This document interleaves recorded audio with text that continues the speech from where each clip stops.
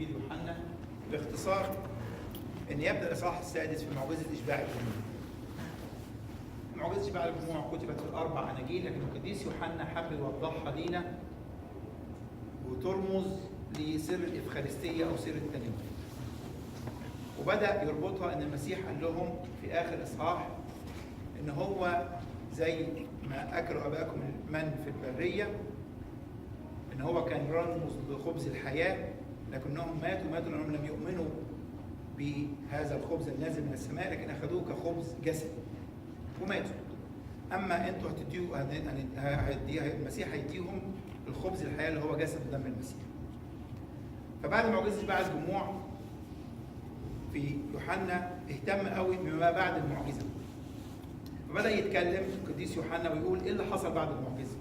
النهاردة الكنيسة وضعت لنا ما بعد المعجزة اللي هو الجزء اللي فيه الناس بدأوا يطلبوا المسيح، وبعدين الأسبوع الجاي هيتكلم على المعجزة، وبعدين الأسبوع اللي بعديه يتكلم على سر الحياة أو خبز الحياة اللي هو جسد ودم المسيح. فالنهاردة سبق المعجزة حصلت. بعد المعجزة الناس بدأت تدور على المسيح.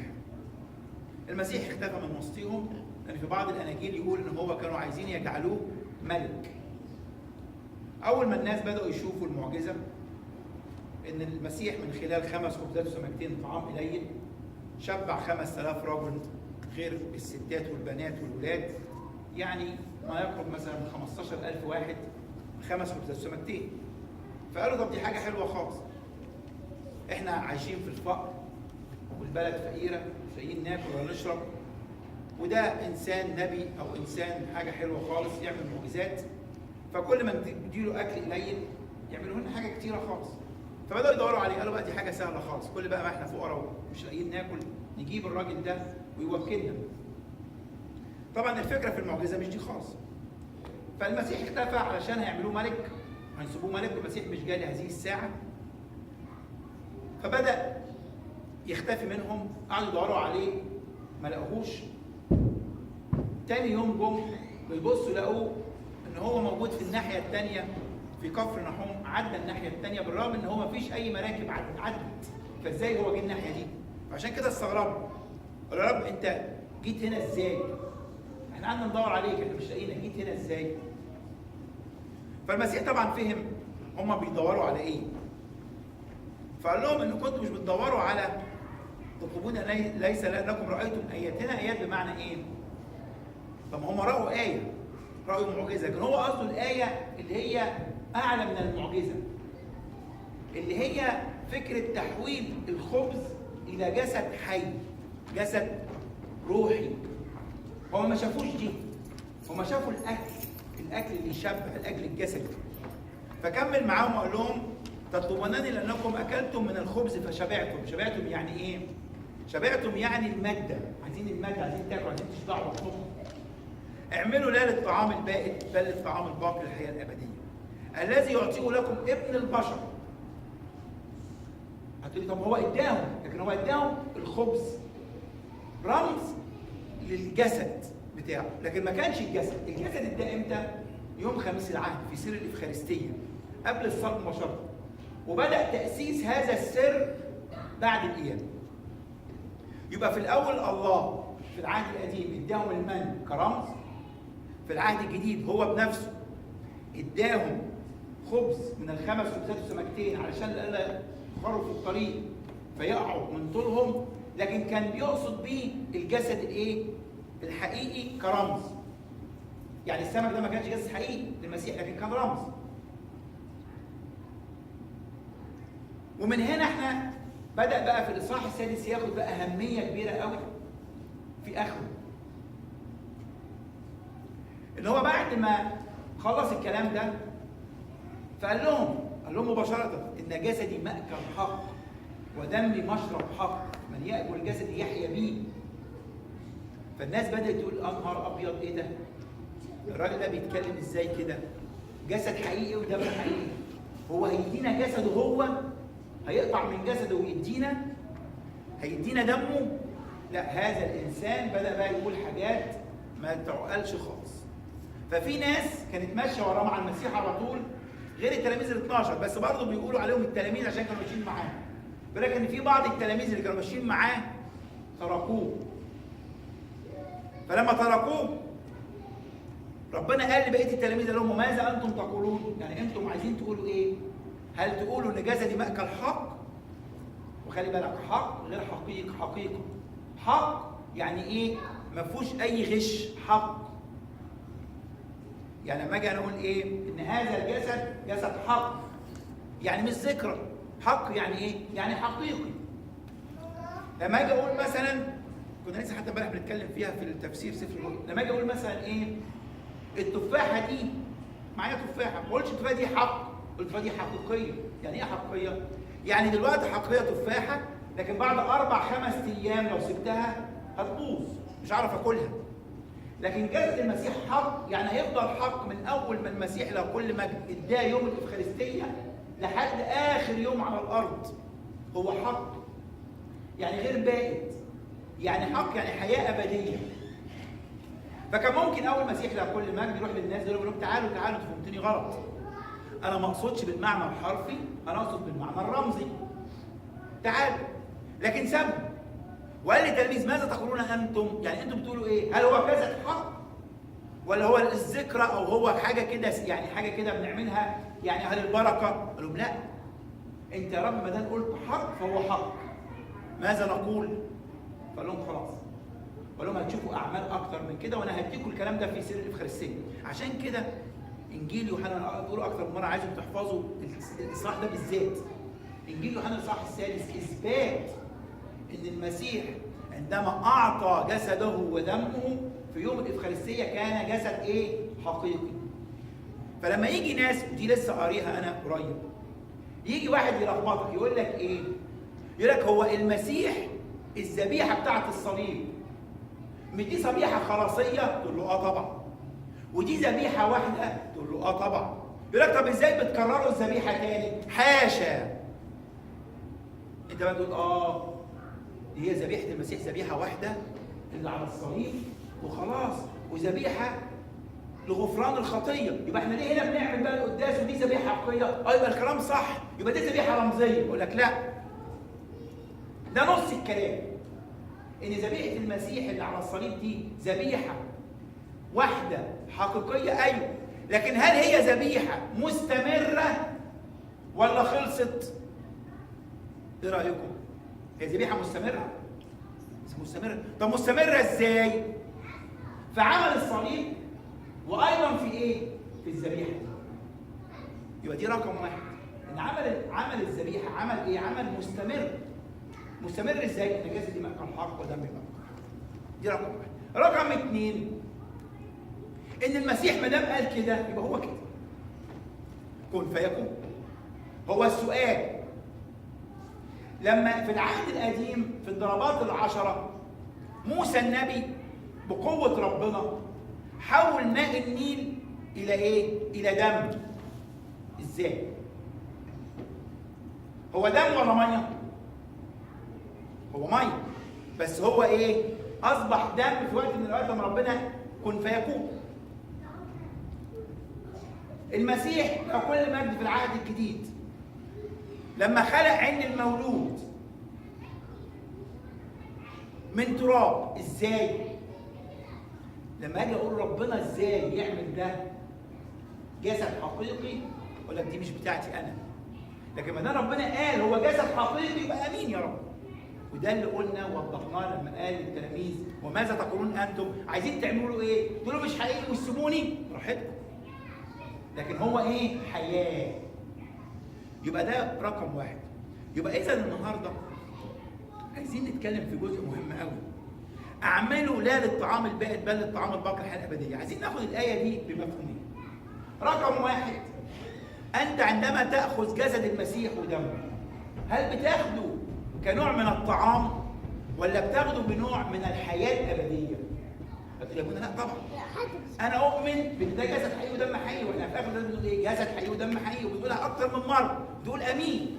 ولما اجي اديك الجسد اقول لك ايه؟ جسد حقيقي، تقول له امين، اؤمن، فتاخده.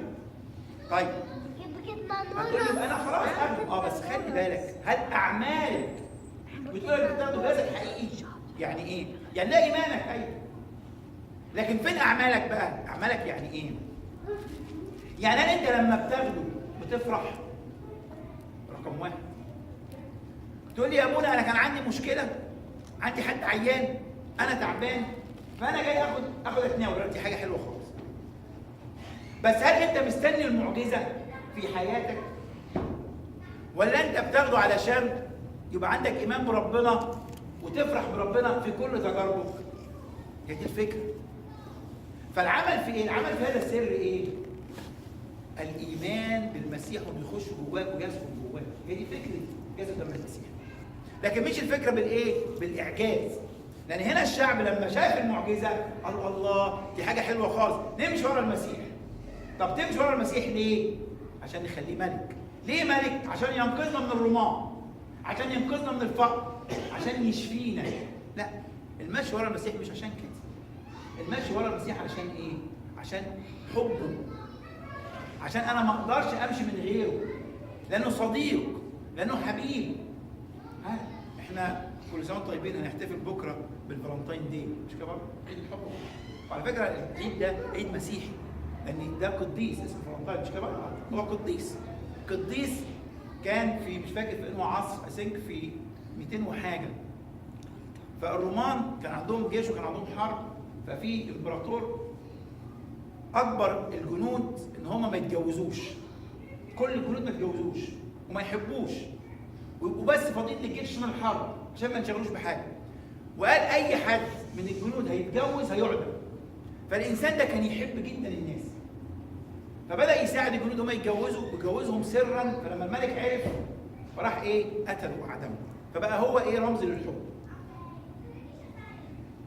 فالنهارده احنا بنحب المسيح ليه؟ النهارده في عيد الحب او بكره عيد الحب، بتحب المسيح ليه؟ بتحب المسيح علشان ايه؟ استغلال؟ ما هو النهارده لما يجي واحد يحب حد يقول لك يا ابونا حبيته وعملت له جمايل، استغلني. بتتعبنا دي. طب ربنا لما يحس بالاحساس ده عايزين نستغله.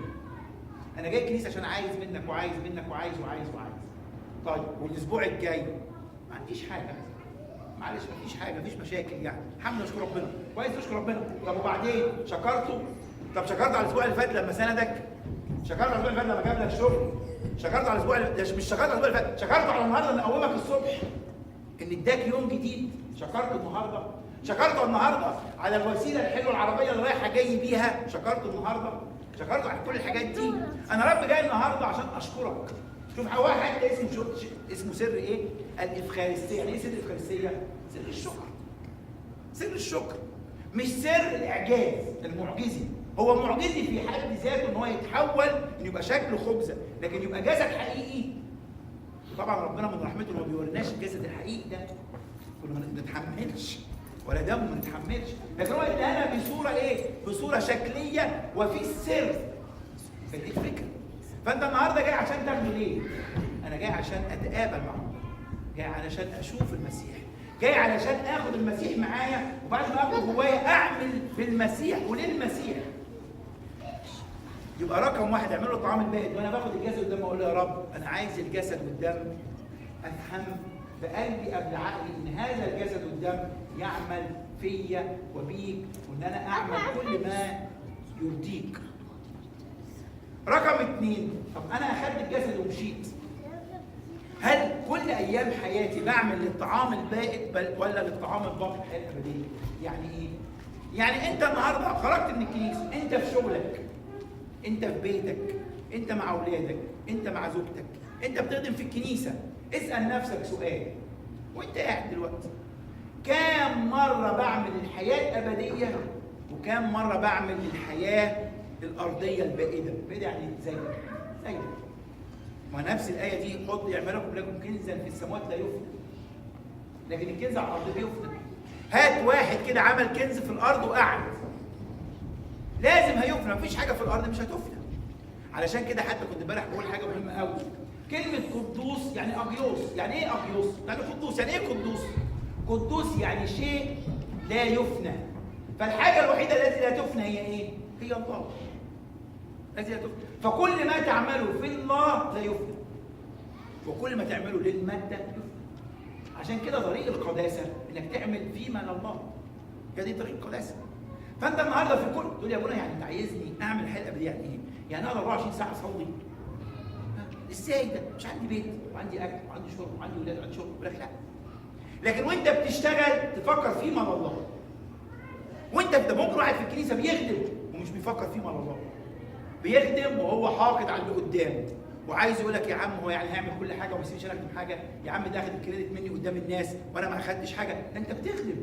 انت بتخدم مش محتاج حاجه مش عايز حاجه. لكن لا، الشيطان يخش حتى في الخدمه حتى جوه الكنيسه. ليه؟ عشان يبعدك، عشان حتى الاعمال اللي بتعملها المفروض انها تبقى كويسه تدخل في الاعمال البائده مش الاعمال الروحيه.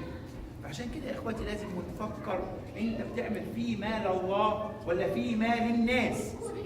فكر كويس قوي في الحته دي. هل انت بتعمل فيما لله يرضى الله ويرضي الناس؟ تملي نقول حاجه لاولادنا واذا كان في جزء منها حلو وفي جزء منها صعب تقول له ايه؟ يا حبيبي ما تعملش كده. ليه؟ الناس تقول علينا ايه؟ انت بتعمل فيما لله ولا فيما للناس؟ خايف من الناس؟ هيجي ابنك شويه يكبر يبقى ابوه الشيء قدام الناس حلو، الناس اهو، ورا الناس يعمل اللي عاوزه.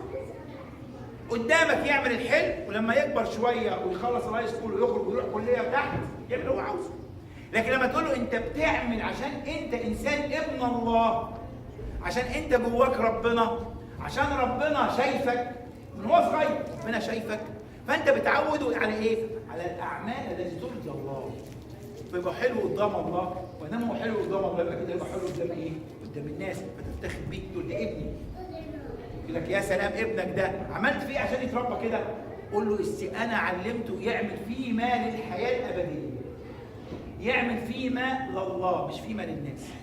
فانت النهارده واحنا قاعدين كده واحنا بناخد كل اسبوع او كل يوم بناخد جذبه من المسيح، فكر كده انت كام حاجه بتعملها فيما لله وكام حاجه بتعملها فيما للناس.